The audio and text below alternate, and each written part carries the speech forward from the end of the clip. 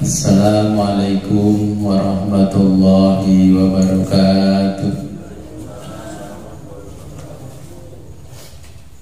Bismillah, alhamdulillah, wassalatu wassalamu ala rasulillah wa ala alihi wa sahbihi wa mawalah, amma ba'da.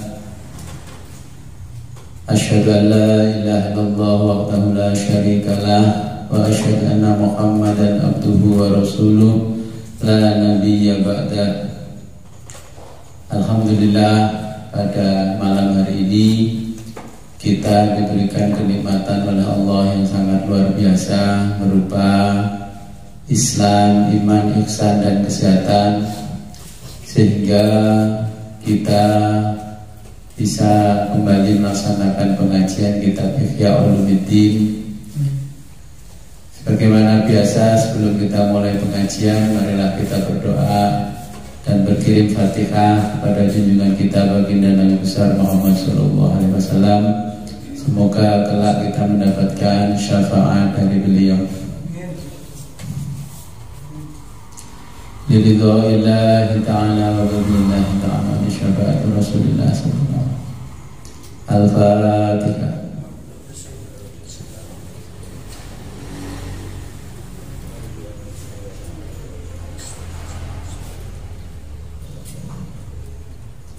Ila hadratil habibina wa syafi'ina wa qurrati a'yunina wa qudwatina sayyidina wa maulana Muhammadin sallallahu alaihi wasallam wa ala alihi wa sahbihi wa auladihi wa dhurriyyatihi wa ahli baitihi wa sahbihi kiram.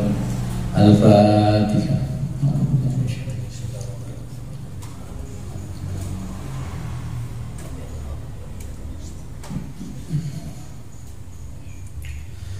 Ila arwah Sayyidina Abi Bakr wa Umar wa Utsman wa Ali wa Hamzah wal Abbas wa Sayyidina Al-Hasan wal Husain wal Ashratil Mubashirin wa Tabi'in wa Tabi'in lahum bi ihsan.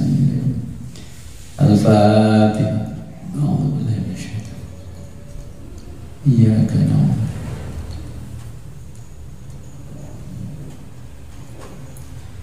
Ila arwahi Sayyidatina Fatimah al-Batul binti Sayyidil Mursalin wa Sayyidatina Khadijah al-Kubra wa Aisyah al-Ridha. Thumma ila arwahi Sayyidina Ali Zainal Abidin wa ibnihi Sayyidina Muhammad al-Bakir wa Sayyidina Ja'far as-Sadiq wa Sayyidina Ali al-Raidi. Al-Fatihah. A'udzu billahi minasy syaitanir rajim. Iyyaka na'budu wa iyyaka nasta'in. Amin. Thumma ila ruhi mu'allif kitab Ihya Ulumuddin Al-Imam Al-Mujaddid Hujjatul Islam wal Muslimin Zainuddin Abi Hamid Muhammad ibn Ahmad Al-Ghazali At-Tusi At-Tabarani Asy-Syafi'i rahimahullah ta'ala wa nafa'ana bihi wa bi ulumihi wa bi barakatihi fid dharain wa li walidayhi wa li masyayikhihi. Al-Fatihah. A'udzu billahi minasy syaithanir rajim. Iyyaka na'budu.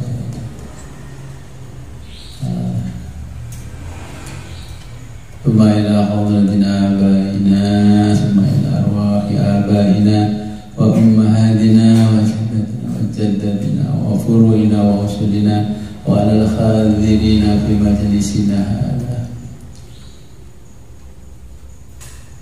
Al-Fatihah. A'udzu billahi minasy syaithanir rajim. Ya ghairil maghdubi 'alaihim waladdallin. Sampai halaman itu 34. Fadilatul Ta'lim. Bismillahirrahmanirrahim. Qala al-muallifu rahimahullahu ta'ala wa nafa'ana bihi wa bi ulumihi fid dharaini. Amin ya rabbal alamin. Fadilatut ta'allumi. Fadilatu keutamaan at-ta'allumi belajar.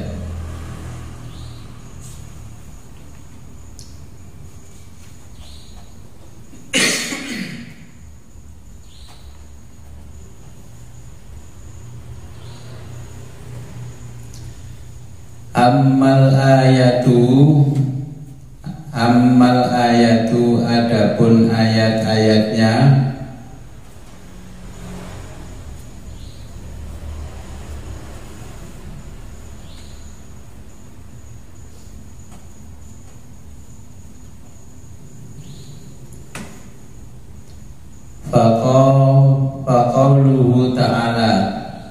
Faqauluhu ta'ala firman Allah ta'ala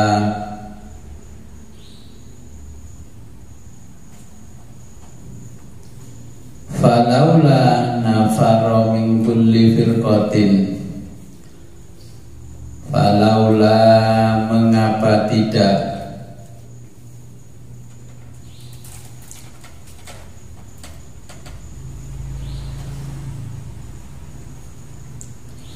nafaro pergi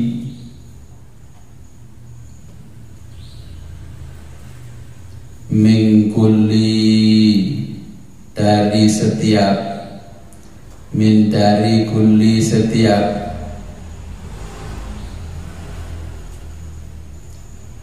firqatin golongan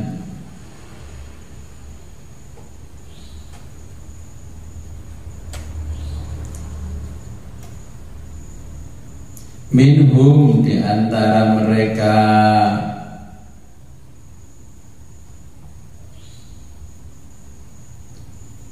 ta'ifatun sebagian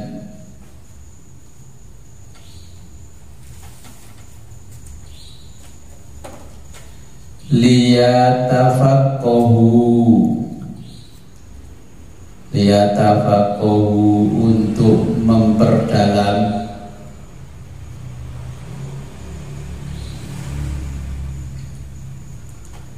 fitini pengetahuan agama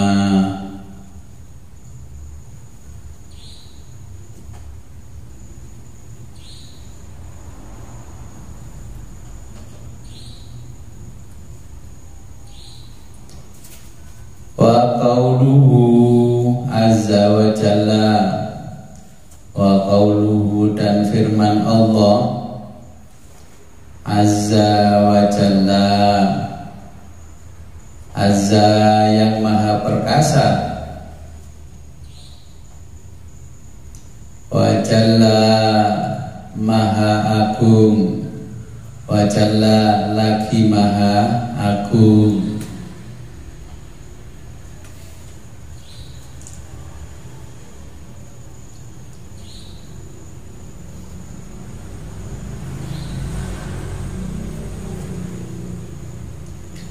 fas'alu maka bertanyalah kamu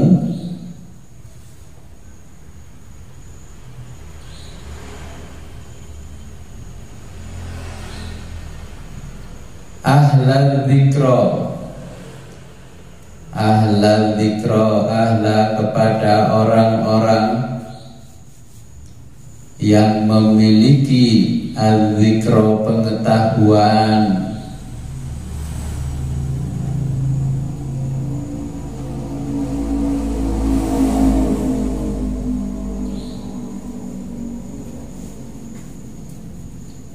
in kuntum jika kamu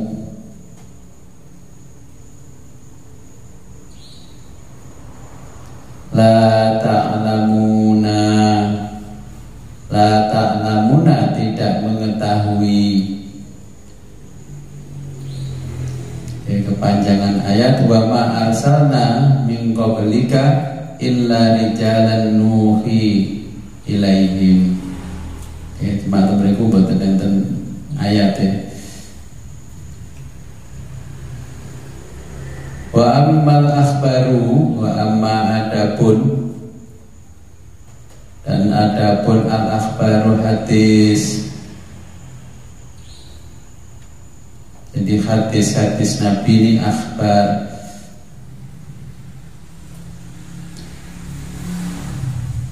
Fa qauluhu sallallahu alaihi wasallam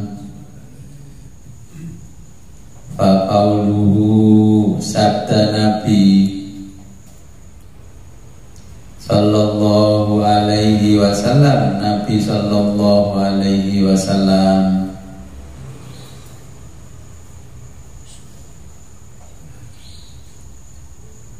Man salaka thoriqon,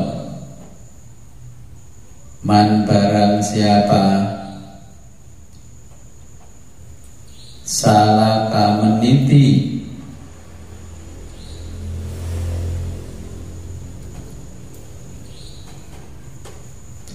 thoriqon suatu jalan,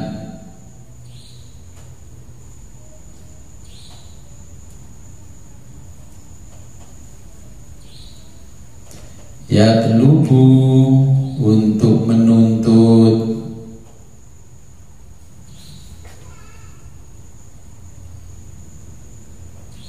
fihi di dalamnya, artinya di dalam jalan itu, ilman ilmu. Barang siapa meniti suatu jalan untuk menuntut ilmu,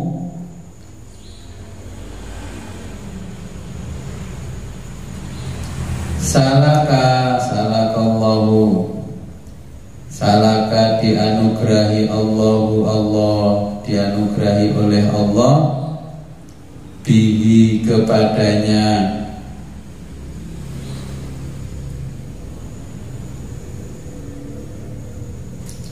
thoriqon jalan,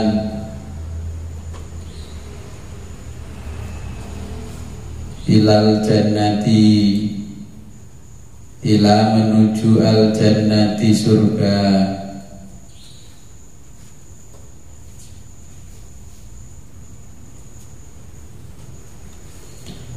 Faqala sallallahu alaihi wasallam, faqala dan bersabda Nabi sallallahu alaihi wasallam,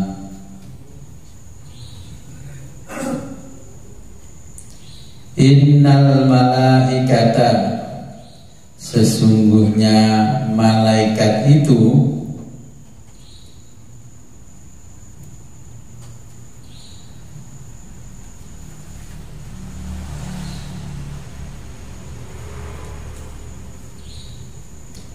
la taqu membentangkan,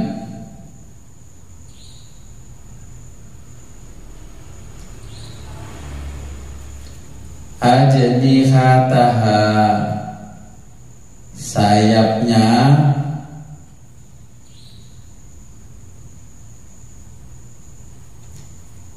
li tolabil ilmi, li tolabi kepada penuntut al ilmi ilmu,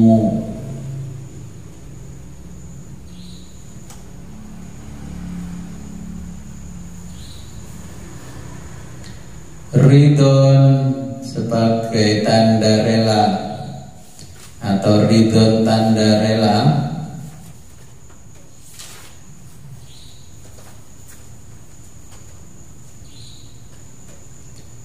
bima pada apa,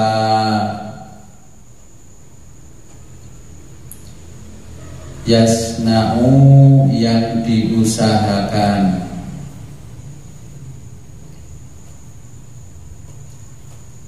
waqala sallallahu alaihi wasallam, dan bersabda Nabi Muhammad sallallahu alaihi wasallam,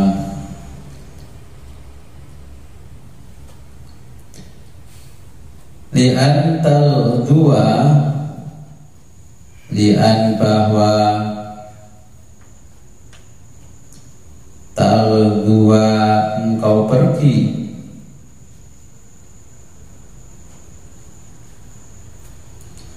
fatata'allama untuk mempelajari, fatata'allama untuk mempelajari,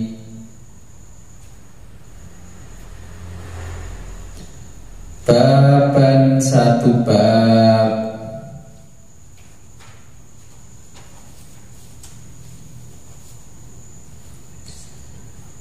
minal ilmi dari ilmu.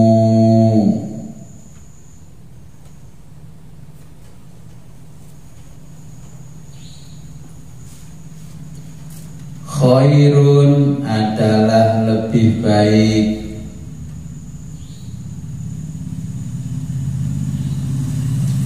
Min antusolliya mi'ata rokaatin, min daripada antusolliya sholat mi'ata 100 rokaatin rokaat.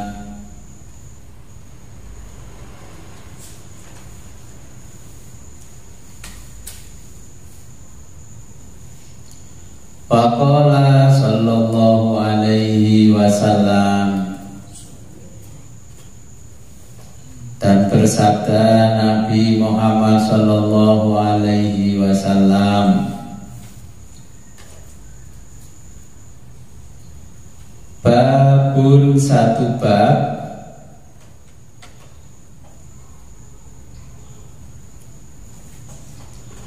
minal ilmi dari ilmu.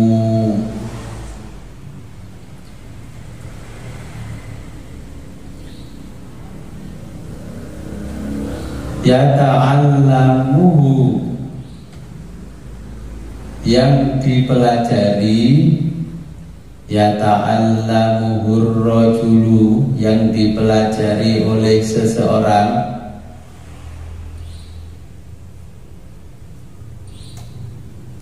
Khairun, lebih baik. Lahu, baginya.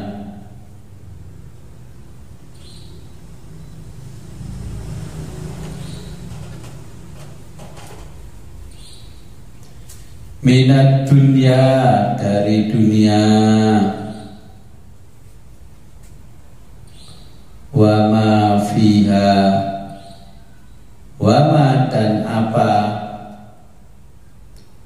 fiha yang ada di dalamnya.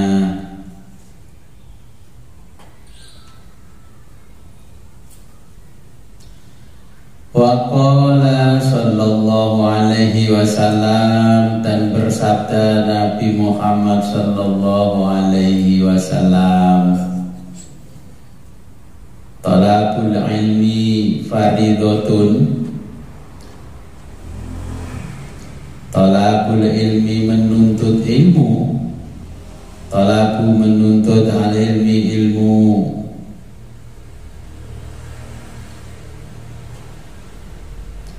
faridotun adalah wajib,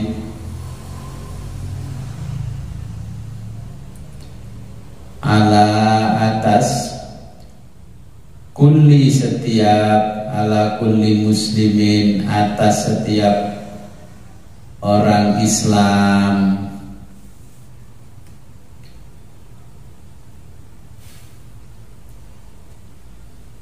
Waqala sallallahu alaihi wasallam, dan bersabda Nabi Muhammad sallallahu alaihi wasallam,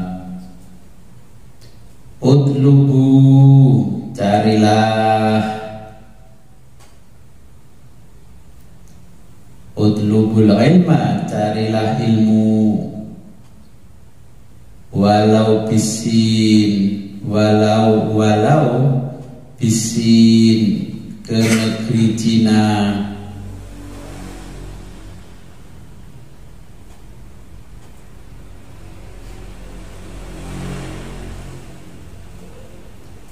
Waqala alaihi salatu wassalam, dan bersabda Nabi alaihi salatu wassalam,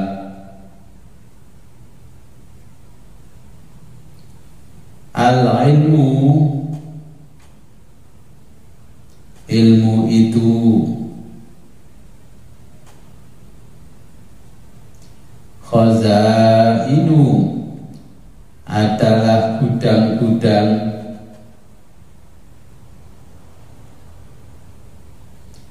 mafatihuha,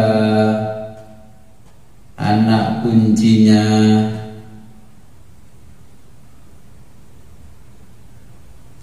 As-su'alu adalah pertanyaan.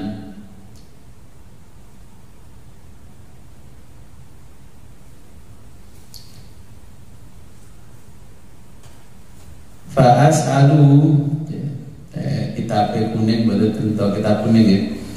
Kitab kuning dan tambahan ala. Fa'as'alu ala maka fa'as'alu bertanyalah. Fa'as'alu bertanyalah. Fa'innahu sesungguhnya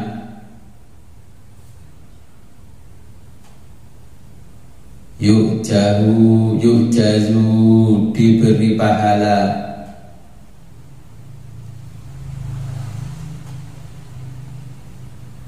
Fihi pada pertanyaan itu arba'atun 4 orang.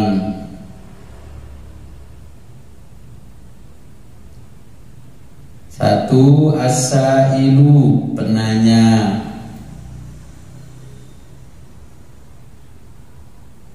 Wal alimu orang pandai atau alim. Pertama as-sailu penanya, kedua wal alimu orang alim, tiga wal mustami'u pendengar,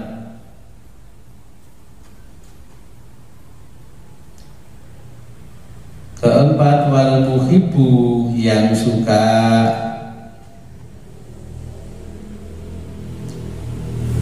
lahum kepada yang tiga tadi.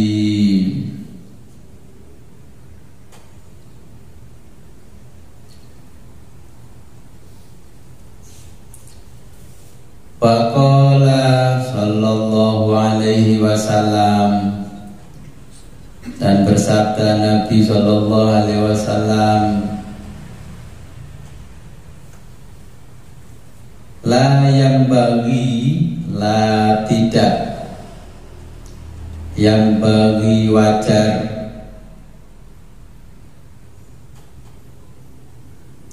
lil jahili bagi orang bodoh,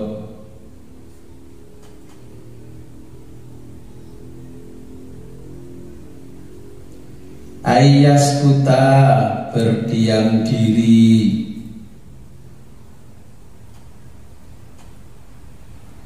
ala jahlihi ala atas jahlihi kebodohannya,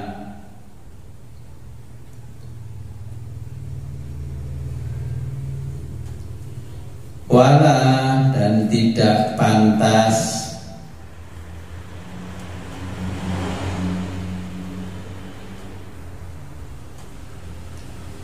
lil alami bagi orang alim atau pandai,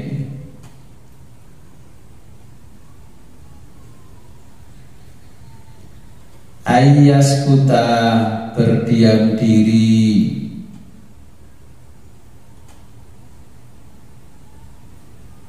ala ilmihi ala atas ilmihi ilmunya,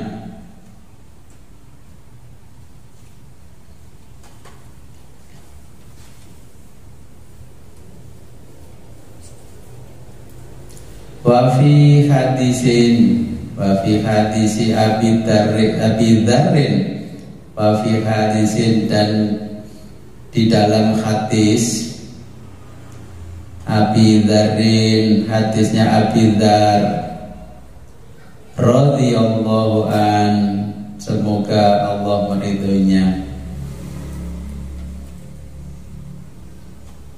khusuru majlisi, khusuru menghadiri,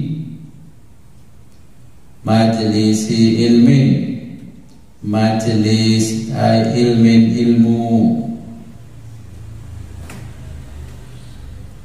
afdalu lebih utama,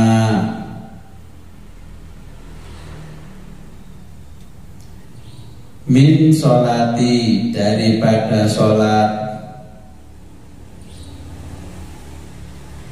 alfi rokaatin, alfi 1000 rokaatin, rokaat,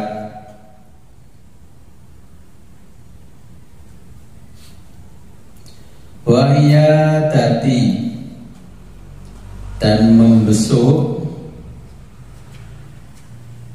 alfi 1000 maridin,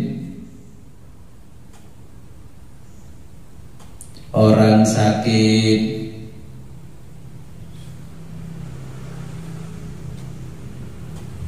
wasyuhudi, dan berbelasungkawa, alfi kepada 1000 janazatin, jenazah,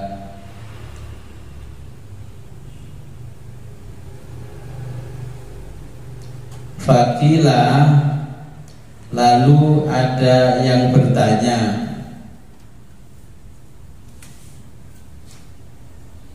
ya Rasulullah, wahai Rasulullah,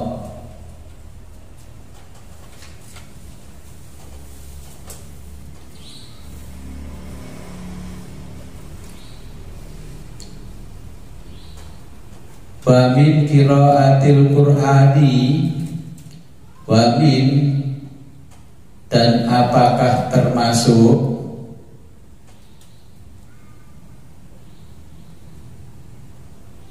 qiraatil Qur'ani, membaca Al-Qur'an. Faqala sallallahu alaihi wasallam, maka menjawab Nabi sallallahu alaihi wasallam, wahal, dan apakah yang fa'u, ada gunanya,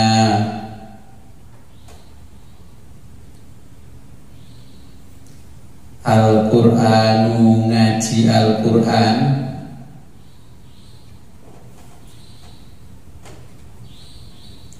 illa, selain, bil ilmi, dengan ilmu.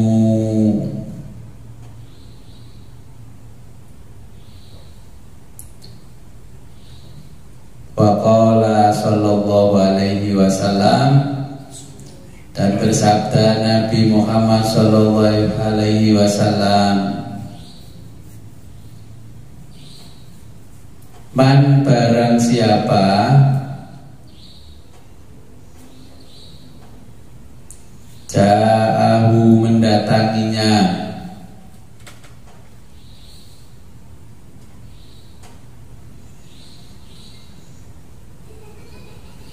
apa al-mautu, mati,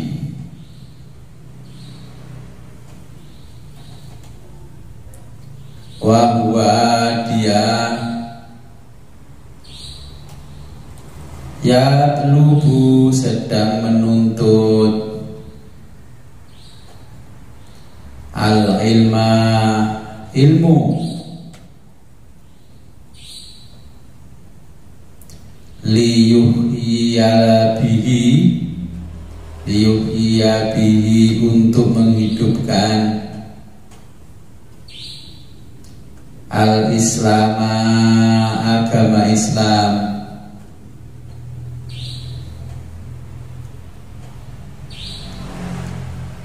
Fabainahu, maka di antara dia,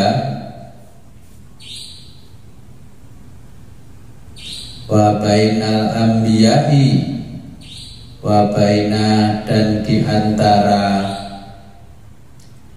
al-anbiya'i, para nabi,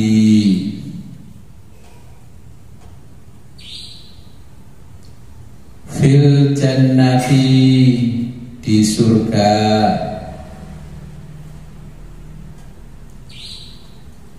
darajatun wahidatun, ya, darajatun, tingkat wahidatun satu, kalau terjemahnya ya darajatun wahidatun satu tingkat. Wallahu a'lam bishawab.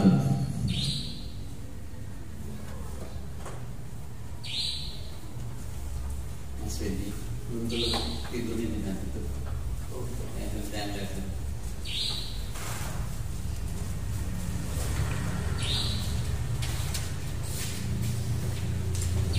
Jadi saya jelaskan dulu. Sekarang sampailah di fadilatut ta'allumi, keutamaan belajar. Jadi thalabul ilmi fardhatun ala kulli muslimin wa muslimatin. Terus utlubul ilma minal mahdi ilal lahdi. Utlubul ilma, mencari ilmu itu dari ayunan sang ibu sampai masuk ke liang lahat.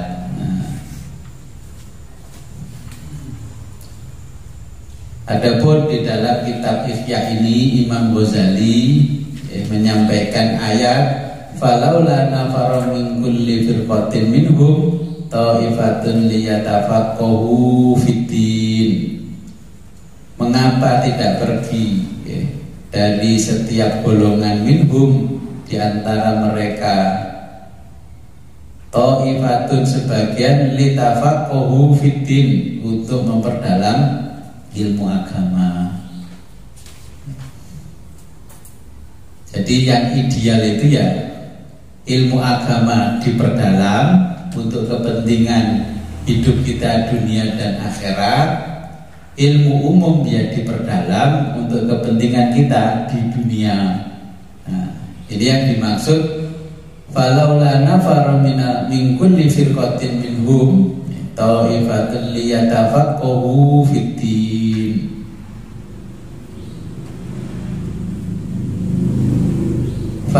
Fas'alu ahlal dzikri in kuntum la ta'lamun.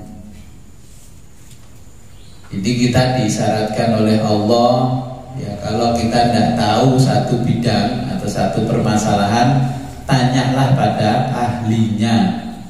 Kalau kita tidak ahli, ya jangan berkomentar karena kita tidak ahli. Contoh, sering orang itu datang ke tempat saya. Dulu masih tukangnya itu almarhum ya, Bapak Sunoko. Tuh, ini tukang kok gini toh, begini berkomentar. Terus Pak tukangnya ngomong, aku dikomentari wong kayak Mas Nukang ini yo ben mau dikomentari wong. Dia kan tidak tahu bagaimana menukang yang baik. Pemain bola dengan penontonnya itu lebih banyak ngomong mana? Ya penonton. Cara bangun begini dia sudah mengikuti cara saya membangun. Nah, dikomentari orang begini. Ya. Pada waktu saya menggali cakar ayam untuk pondasi, ya, kedalamannya hampir 2 meter, komentari orang juga di depan saya. Ini mau bangun rumah seperti apa? Cakar ayamnya saja kedalamnya 2 meter, lebarnya 1 meter. Mau bangun rumahnya Fir'aun apa ini? Nah, saya juga ngomong, fas'alu ahlal dzikri in kuntum la ta'lamun. Tanyalah pada orang yang punya ahlinya, yang punya keahlian. Jangan komentar. Kenapa? Sampean kan tidak tahu saya mau bangun apa. Ya, saya mau bangun apa? Masih rumah yang lama masih ada. Ya, saya sudah memprediksi dengan ilmu arsitek dan ilmu teknik sipil, di tanah ini adalah pasir. Ya, kedalaman 2 meter itu sudah keluar airnya. Terus bangunan saya nanti tingginya sekian, lebarnya sekian, bebannya sekian. Terus dikomentari.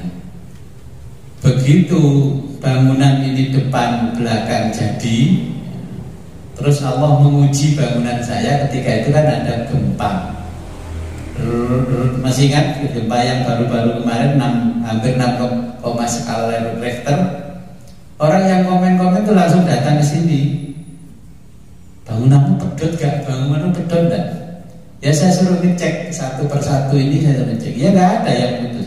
Coba kalau saya bangun ngikuti orang yang nggak ahlinya, ada gempa seperti kemarin ya langsung retak semua. Ini nggak ada satu pun yang retak. Cara mengikatnya bagaimana, cara ininya bagaimana. Nah, ini orang yang tidak ahli. Kemudian Nabi menjelaskan di dalam hadisnya, man salaka thariqan yatlubu fihi ilman salakallahu bihi thariqan ilal jannah. Barang siapa meniti suatu jalan untuk menuntut ilmu, maka Allah akan memberikan anugerah di jalan itu menuju surga. Saya dulu sering mengalami seperti yang disampaikan Nabi ini. Ingin punya ilmu seperti ini, di mana tempatnya? Saya mencari ulama. Ini ulama di mana yang ada ulama bisa mengajarkan ini. Ya alhamdulillah akhirnya ada yang beritahu. Kalau itu kira-kira kiai di sana itu yang bisa mengajarkan. Ada ulama di sana ini. Ya saya datangi. Saya sowan baik-baik, silaturahim dan sebagainya. Yai saya ini ingin seperti ini. Oh ya ada. Tapi kamu harus begini. Oke siap. Nah ini ya diberikan jalan. Karena kepergian saya dari rumah itu bukan kepergian niatnya minggat, niatnya tolabul ilmi. Jadi pamit ke orang tua, Bah, Bu, saya mau pergi ke satu tempat begini. Kalau Allah mengizinkan saya bisa kuliah, berarti saya akan kuliah. Kalau tidak, ya tidak. Ya, akhirnya meniti jalan, dipertemukan dengan semuanya. Terus saya merenung ketika dulu ilmu-ilmu yang diceritakan oleh kiai-kiai terdahulu begini. Nah, saya teringat dengan guru saya ketika ngaji tafsir Jalalain, ya, Romo Kiai Ahmad Nasrullah. Pokoknya awakmu ben pingin urip enak, yo jomong pinter tok, yo jomong sakti tok. Yo kudu pinter yo sakti. Pinter tok kalah karo wong sakti, kok sakti ora pinter kowe dadi satpam. Nggih. Kan iki wong digdaya kalau nek gak punya keahlian, ya akhirnya ujung-ujungnya dadi satpam.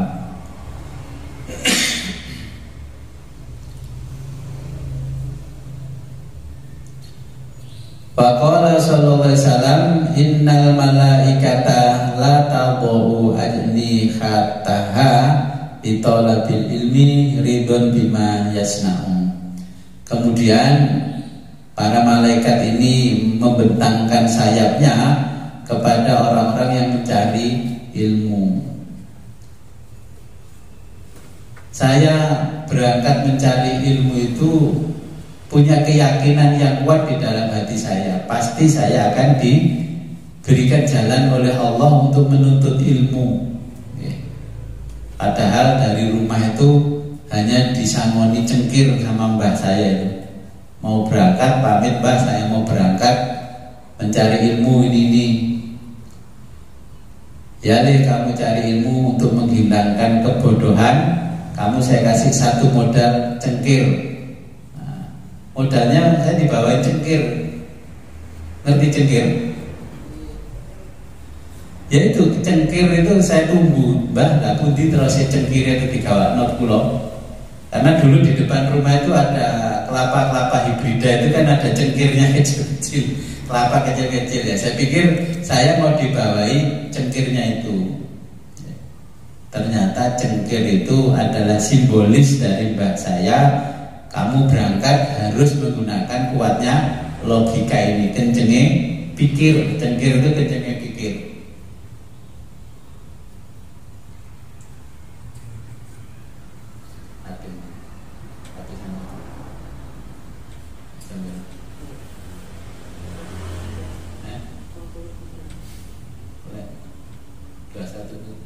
Kurang seperempat karena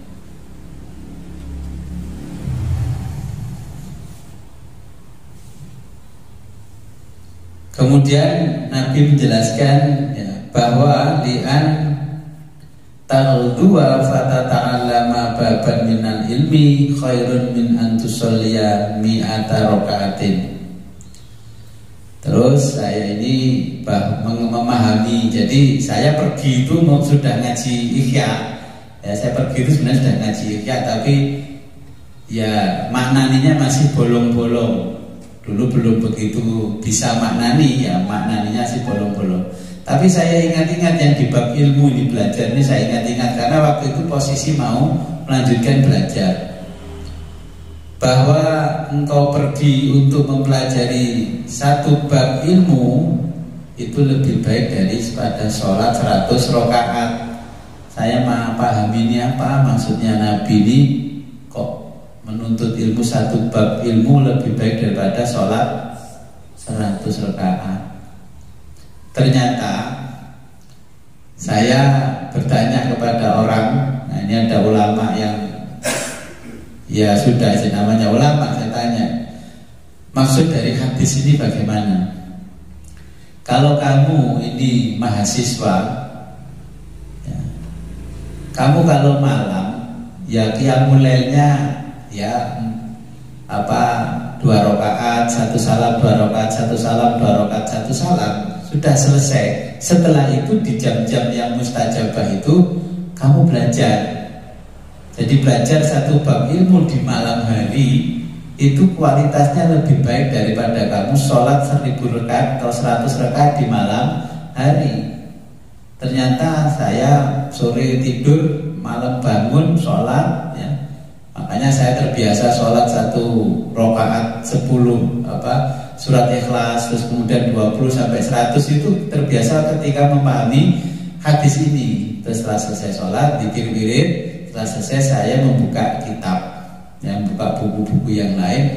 Ternyata itu yang nempel ke saya sampai hari ini. Nah, coba kalau saya cuma sholat saja tanpa membuka satu bab ilmu, ya mungkin nggak akan nempel ilmu itu.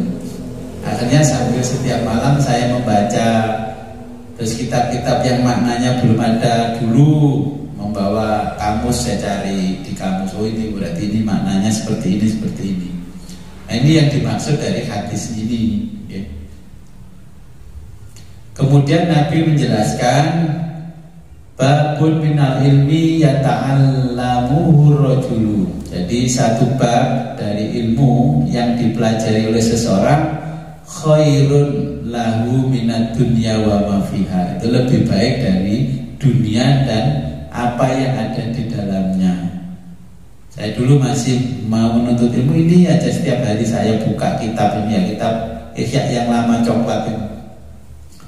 Apa maksudnya yo?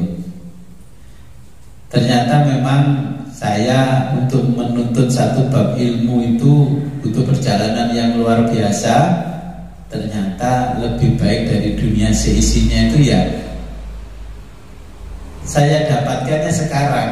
Untung saya dulu itu belajar ini di satu bab sampai berbab-bab itu yang saya kumpulkan, akhirnya menjadi perbendaharaan saya pribadi. Saya amalkan ke orang, makin bertambah, saya amalkan makin bertambah. Ini yang dimaksud oleh hadis ini. Jadi kalau kita belajar ilmu jangan monoton gitu loh maksudnya. Keahlian ini dipelajari, keahlian ini dipelajari, keahlian ini dipelajari ya. Sampai yang namanya keahlian elektronika ya saya pelajari, mesin montir saya pelajari ya, sampai sempat jadi tukang servis elektronik macam-macam. Tapi setelah saya memiliki profesi tertentu, saya berpikir begini, maksud semuanya akan saya kerjakan, orang lain tidak mengerjakan.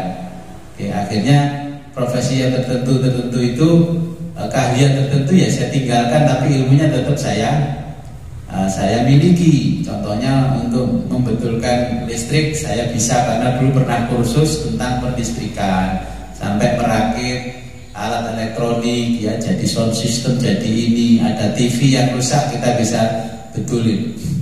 Tapi dengan berjalannya waktu tidak semua harus kita kerjakan. Kemudian Nabi menjelaskan thalabul ilmi faridhatun ala kulli muslimin. Ada redaksi hadis thalabul ilmi faridhatun ala kulli muslimin wal muslimatin. Jadi yang dimaksud thalabul ilmi faridhatun, ilmu apa sih yang wajib dipelajari itu? Di dalam hadis ini penjelasan pertama adalah ilmu mengenal Tuhan yang wajib diberikan kepada anak cucu, itu ilmu mengenal Tuhan. Ya, kalau orang sekarang bilang pokoknya ilmu agama. Kalau dulu kan nggak ada istilah ilmu agama, ya ilmu mengenal Tuhan. Thalabul ilmi fardhu, yang wajib itu ilmu mengenal Tuhan. Jadi diwajibkan oleh Nabi seorang laki-laki muslim dan seorang perempuan muslimah ini untuk mengenal ilmu Tuhannya, ilmu akhirat, ilmu agama. Diperkenalkan dari kecil ngaji dulu, bisa membaca Al-Quran dan sebagainya. Setelah cukup barulah mempelajari ilmu-ilmu yang lain, ya. Kemudian Nabi menjelaskan utlubul ilma walau bisin, carilah ilmu walau ke negeri Cina sekalipun, kata Nabi. Saya dulu memahami hadis ini ketika masih belajar usia-usia sanawiyah.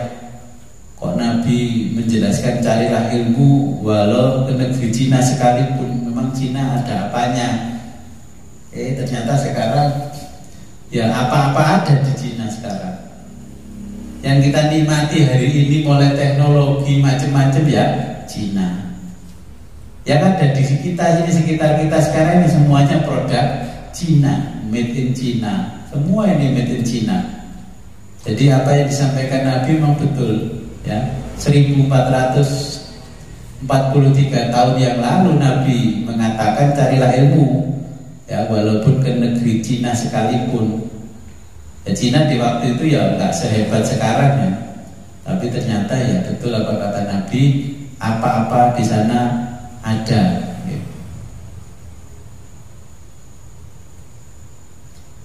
Kemudian Nabi menjelaskan al ilmu khazainu mafatihuhas su'al.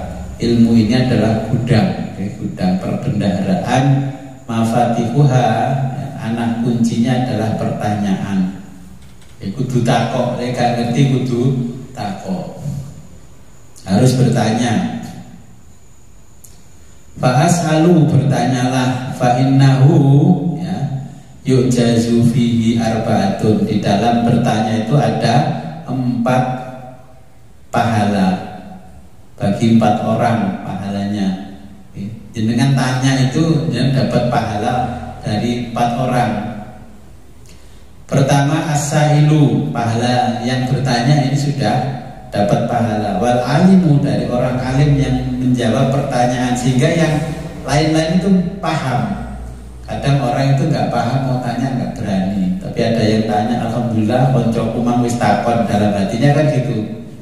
Nah, iya, ajanya aku mah ya pengen takon tapi gak wani, sungkan dan sebagainya. Wal mustami'u, orang yang mendengarkan pertanyaan dan jawaban itu dapat pahala.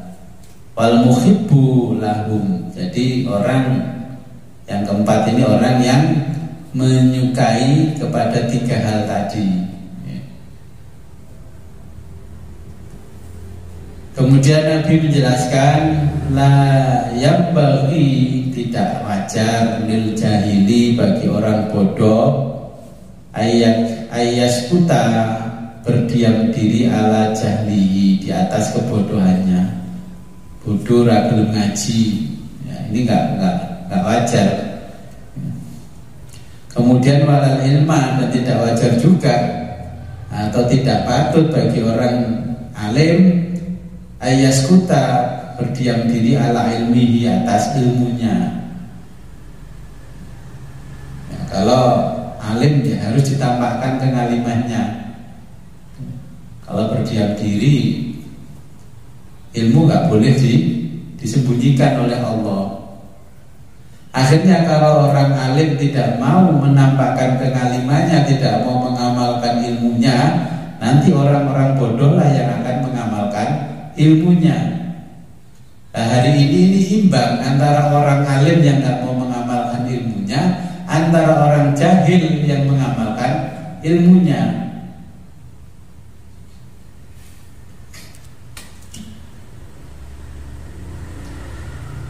Kemudian Nabi menjelaskan huduru majlisi ilmin afdalu min sholati alfi rakaatin. Jadi menghadiri majelis ilmu ya. Seperti ini kan namanya majelis ilmu. Ya, menghadiri majelis ilmu itu lebih utama daripada sholat 1000 rakaat. Apa pengertiannya? Kok lebih baik daripada sholat 1000 rakaat? Kalau ilmu ini dengan di majelis ilmu itu memikirkan diri sendiri dan orang lain. Kalau di majelis sholat dengan ketika sholat di kamar pikir wirid, yang dipikirkan apa? Diri sendiri. Contohnya ketika membaca sholawat, membaca sholawat nariyah, Allahumma sholli sholli sampai selesai, tujuannya untuk diri sendiri, ben sugih, ben iki ya. Tak pernah mikirkan temannya. Kalau belajar di majelis ilmu, ilmu semuanya kita dapat untuk diri kita, untuk orang lain. Ketika jenengan kembali ke rumah ditanya orang, minimal anak sama cucu, ya bisa jawab karena sudah hadir di majelis ilmu. Kalau nggak bisa jawab, paling dijawab orang kan, sampai menang tua etok. Ini jenenge gedang godok mereteli, gerang goblok gaplei. Ya kan nanti kan akhirnya predikatnya begitu lah. Untung hadir di majelis ilmu.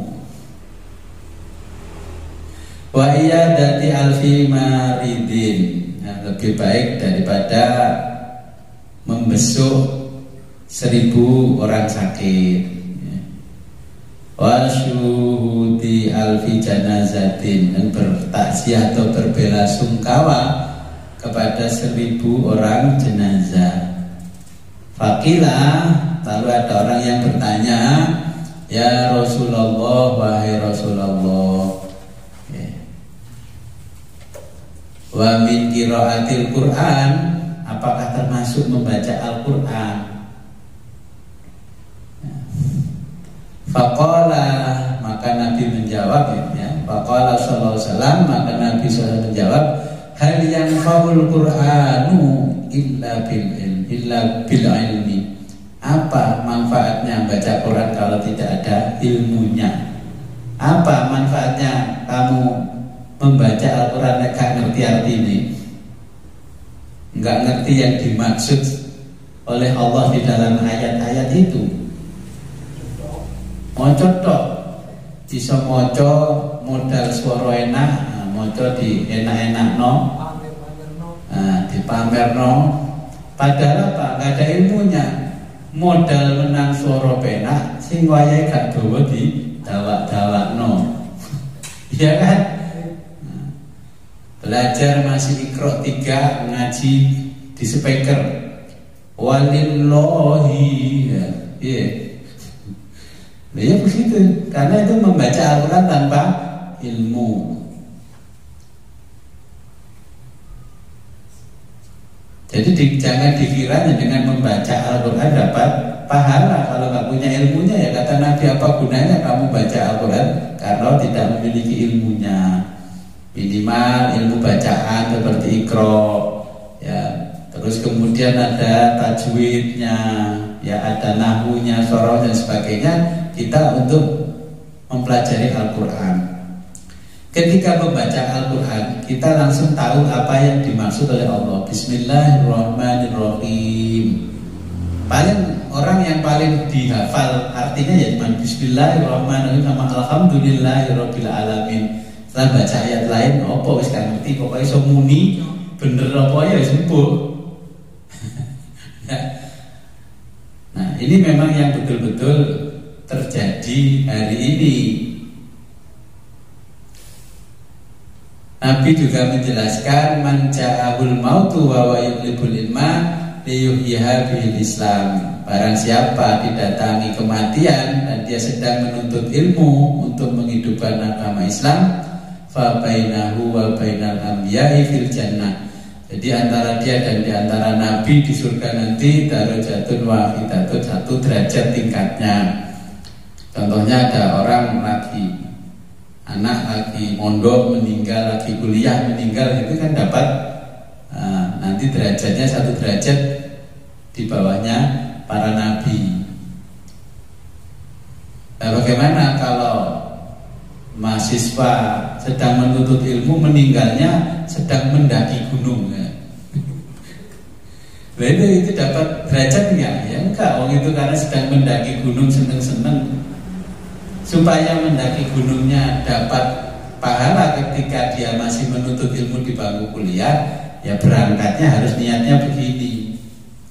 Ya Allah, saya mau mendaki Gunung Semeru, saya ingin melihat kebesaranmu yang berada di Gunung Semeru. Ya Allah, saya mau pergi ke Gunung Semeru, mau refreshing, kepala saya penat habis dimaki-maki sama dosen saya, kan begitu.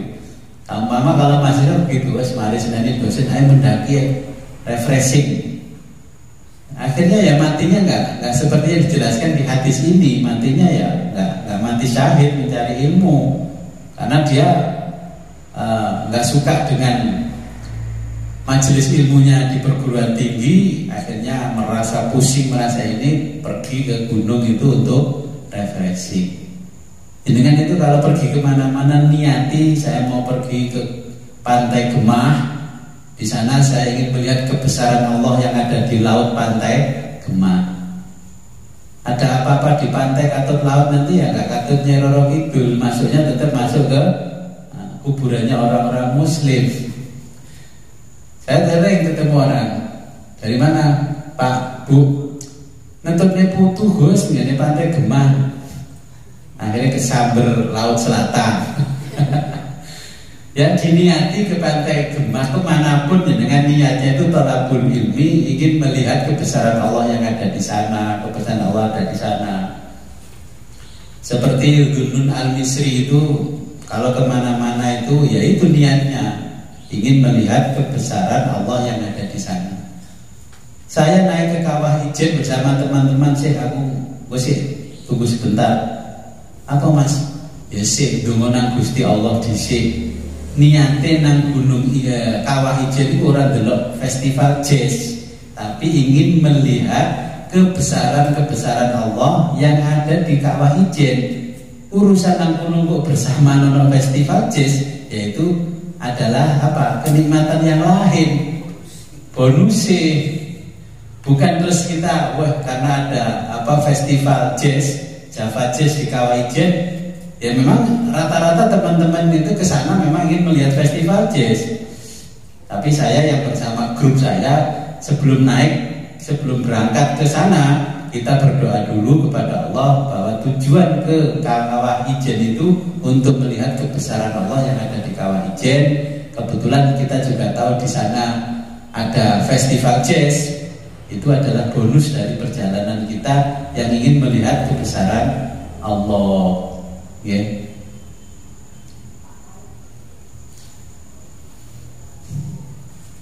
Nah, maka kalau menyontoh Dhunnun Al-Misri itu begini. Setiap datang di pantai, di laut, Dhunnun Al-Misri berdoa, tangannya dimasukkan ke air terus begini kan. Ya Allah, apakah ada hamba-hambamu di lautan ini yang soleh? Tiba-tiba muncul orang-orang soleh itu. Ternyata yang di laut-laut itu muncul orang soleh. Ketika di gunung juga gitu. Apakah ada hamba-hambamu yang soleh di gunung ini? Jenengan kalau ke gunung yang ke hutan yang agaknya jenengan enggak akrab dengan hutan kan mau bilang Allah la ilaha illallah. Akhirnya hamba-hamba yang soleh enggak kenal. Pikiran jenengan pasti di sini serem, ada hantu, ada macam-macam, genderuwo. Enggak, saya pokok masuk. Contohnya begini, dulu bersama teman itu dapat pekerjaan gambar yang namanya hutan apa itu Alas Purwo di Banyuwangi, sekitar tahun 2006. Teman-teman tidak berani, mati urip apa jare Gusti Allah. Iya sampean Mas, aku kayak sebalik. Masuk ke sana, betul mobil barunya Panther 2006 itu ya ambles nggak bisa. Tapi saya berdoa, ya Allah, adakah di sini hamba-hambamu yang soleh? Tiba-tiba di sebelah kanan saya itu ada batu yang besar. Ada orang ya, kalau sekarang ya mungkin wajahnya seusia Abah Jalil ini, pakai topi yang dari bambu, topi yang kayak orang pas ke sawah, itu tiduran di situ jigran ini. Saya di awi-awi gitu, terus dikasih tali rafia. Tali rafia, akal kita ini kalau ya gak mungkin mau mobil ambles empat-empatnya dikasih tali rafia, ya gak mungkin kuat. Akhirnya saya yakin kalau itu hamba Allah yang soleh. Terus sopirnya saya bilang, wis kita tarik sampai mobilnya kendalikan. Ya mas, kendalikan. Alhamdulillah jalan. Kok iso mas Imam? Cuman rafia, wis gak usah takut. Itu nungtikai hamba Allah yang soleh. Okay. Siapa hamba Allah yang soleh? Dan disitulah dari jalallah, yang ada di situ yang biasanya dengan baca di manaqib itu. Ibadallah, rijalallah, a'inuna bi'aunillah. Saya mana? Ya Allah, adakah ini hamba-hambamu yang soleh? Iya, memang ada. Akhirnya kejadian demi kejadian yang nolong ya bukan orang-orang itu ya, hamba Allah yang soleh itu. Kasih rafia, tarik ya. Akhirnya ya bisa berhasil. Alhamdulillah. Apa? Nah, wallahu a'lam, mau saya tanya, orangnya sudah hilang. Karena terkenal di situ jalmo moro, jalmo mati. Wis gak apa-apa, pokoknya ditekok ini kok ora jalmo molor, jalmo mati, tapi jalmo moro maneh, jalmo wisoto. Ya alhamdulillah setelah kita ini sekarang jadi tempat wisata, gak angker lagi. Nah inilah apa yang dimaksud dan keutamaan belajar. Kita ngerti ilmunya. Ke tempat yang angker jangan membaca hizib macam-macam. Bacalah, nanti saya dipertemukan dengan hamba Allah yang soleh di situ. Saya di lautan ya begitu, di laut selatan Sukabumi bersama teman-teman rombongan ada kunjungan ke sana. Mas iki opo Mas jare angker Mas? Wis menengae. Mudah-mudahan kita ketemu hamba Allah yang soleh. Karena terkenal di Hotel Indonesia yang dibangun Pak Karma itu ada Nyi Roro Kidul. Betul, di hotel tempat kamarnya teman saya di sebelah saya itu ada buaya kecil di kamarnya, lari. Misalkan saya datangi, buayanya keluar terus langsung ke laut. Karena hotel yang di tempat tidur teman saya bukannya di Hotel Indonesia itu yang mewah, di hotel yang biasa, Melati. Ya memang terkenal angker. Tapi ya saya tidak punya pikiran apa-apa. Saya hanya di sini pasti ada hamba-hamba Allah yang soleh. Jadi karena kita tahu ilmunya, tahu ininya, tahu itunya, ya kita dipermudah karena kita punya ilmu di tempat yang dimanapun tidak tersesat. Ya, kira-kira itu. Ada pertanyaan? Gitu.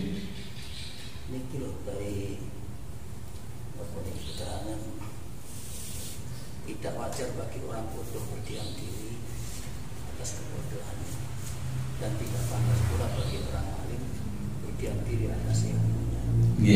Sing ngene iki wong sing bodoh meneng mawon boten golek ilmu iki berarti hukume itu sok. Nggih. Sing pinter gak ngamalno ilmune nggih dosa. Dosa. Jadi yang dimaksud di situ orang bodoh berdiam diri di atas kebodohannya itu kalau dia merasa, contohnya begini, saya tidak punya ilmu apapun. Contohnya sekolah formalnya cukup SD, tapi dia tidak mau belajar dengan pendidikan yang non formal untuk mendukung kebodohannya supaya dilenyapkan oleh Allah kebodohannya. Karena kita ini terpancang kalau hari ini sekolah itu diarani sekolah itu pasti di bangku-bangku sekolah formal. Padahal yang non formal itu lebih banyak. Ya wis sekolah cukup SD formali. Tapi belajar di luar itu harus terus, tidak berdiam diri di atas kebodohannya. Makanya buktinya begini. Banyak orang yang lulusan SD tapi bisa jadi miliarder daripada yang lulusan S1. Karena dia ketika SD ya sudahlah, mungkin karena ekonomi orang tua dan sebagainya, tapi dia belajar di luar itu, ya, tidak berdiam diri di atas kebodohannya, ikut pelatihan ini, pelatihan ini, pelatihan itu, akhirnya mendapatkan ilmu baru, dia bisa sukses. Akhirnya orang tuanya itu loh, olah SD tok iso sukses, gue tak kuliah no gak sukses. Ya, itu makanya ketika kita diberikan ilmu yang cukup oleh Allah, ya kita harus mengamalkan ilmunya. Ya. Dengan bisa ngaji, bisa ini, ya di rumah itu dibukalah pengajian, katakanlah begitu. Herek aku iso ngaji kitab tafsir Jalalain, aku pengen ngaji ini. Siapa sing ngaji nang masjid Al Irsyad, aku sing mulangi. Gitu. Ngaji itu harus ditumpuk lah, itulah namanya alim tapi berdiam diri di atas kealimannya. Dosa. Terus jawabnya kula jenenge ngaji grogi Gus.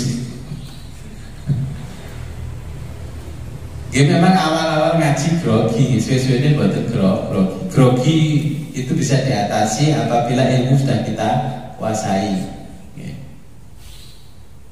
Jadi ini maksud daripada hadis Kanjeng Nabi bahwa kita ini tidak boleh berdiam diri. Goblok ya kudu ngaji. Seperti ini, jenengan kan tidak mampu pergi ke Al-Azhar untuk belajar tafsir atau ke IAIN, ke UIN belajar tafsir. Ya sudah non formal belajar tafsir sama saya. Belum tentu nanti kualitas jenengan memahami tafsir itu kalah dengan yang kuliahnya formal. Paling kuliah formal arek-arek mikirno pokoke SKS mlebu oleh nilai apik ya wis gak paham ya wis. Memahami makna-makna gak paham, perkata gak paham, makna ini gak paham gitu. Banyak orang yang belajar hanya di pesantren, ilmunya mengalahkan orang yang kuliah, yang non formal mengalahkan. Cuman bedanya di kita itu kalau gak punya ijazah formal gak bisa jadi pejabat, ngalimo kaya apa ora iso dadi pegawai. Contohnya gini, sekolah SD tok nyalono lurah gak minimal SMA tidak bisa. Padahal undang-undang dasar dulu itu mengatakannya jadi presiden pokoknya bisa baca dan tulis. Saya ini gak aturan aneh-aneh, harus S1 dijegal, S2 harus S3 lama-lama. Lama-lama harus guru besar, profesor. Ya bener nenek moyang dulu gak sangel-angel. Bahkan sekolah pokoknya sudah jadi presiden ya wis. Terbukti kan sekarang Pak Jokowi si sekolah gak dukur-dukur iso jadi presiden temenan. Daripada sekolah dukur-dukur ya gak iso mimpin. Hari ini berani ke tengah-tengah konflik perang Ukraina sama Rusia. Siapa yang berani? Presiden yang lain paling wis. Saya melihat dari siaran langsungnya sekretaris presiden, bangga punya presiden Jokowi di tengah-tengah konflik berani datang. Kakek baju rompi anti peluru lah apalah. Ibu negara melebu blusus kaya wong wis gitu. Ya malah di Islam yang mau pergi nanti kalau pergi begini harus tambah mati ketembak. Karena belum berangkat sudah ragu-ragu. Pak Jokowi melaku segeleng sampai ke sana. Saya amati terus dari siaran langsung itu di mana sekretaris presiden itu loh.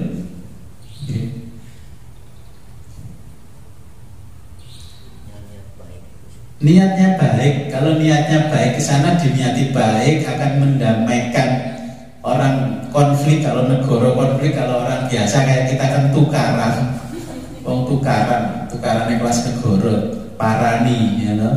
Terbang ke sana. Mau bawa bolo cuma 39 orang gitu. Bolo ini ngawal Pak Jokowi 39 orang. Di sana ribuan senjata lebih canggih, Rusia canggih. Ya adalah Putin juga mau ditemui, Zelensky ya ditemui. Akhirnya media mengatakan, wah ini presiden paling berani, tidak ada pemimpin Asia yang mau datang. Wartawan kan gitu Bu.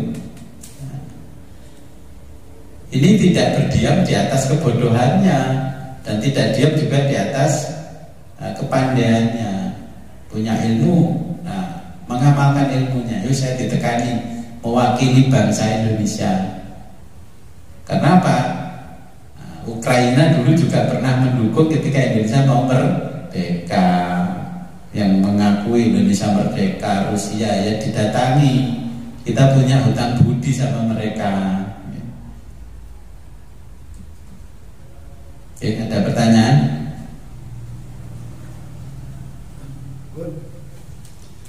Kalau nggak ada pertanyaan, sebelum kita akhiri, marilah kita berdoa kepada Allah.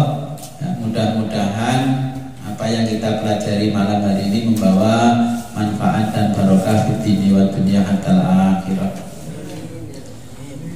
A'udzu billahi minasyaitonir rajim. Bismillahirrahmanirrahim. Allahumma shalli wa sallim wa barik ala sayyidina Muhammad wa ala alihi wasallam.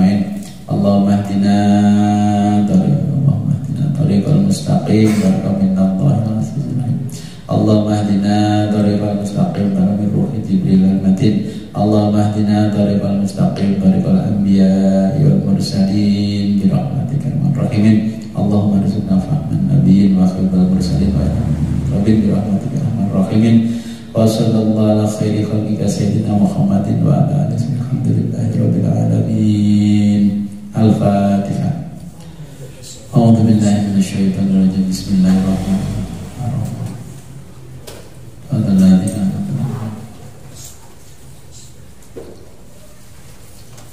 Rabbi fa'fa'na bi barakatihim wahdinal husna bi hurmatihim wa aminna fi tariqatihim wa mu'afatim minal fitani. Akhirul kalam, ihdinas siratal mustaqim, wabillahi taufiq wal hidayah, wa ridha wal inayah. Assalamualaikum warahmatullahi wabarakatuh.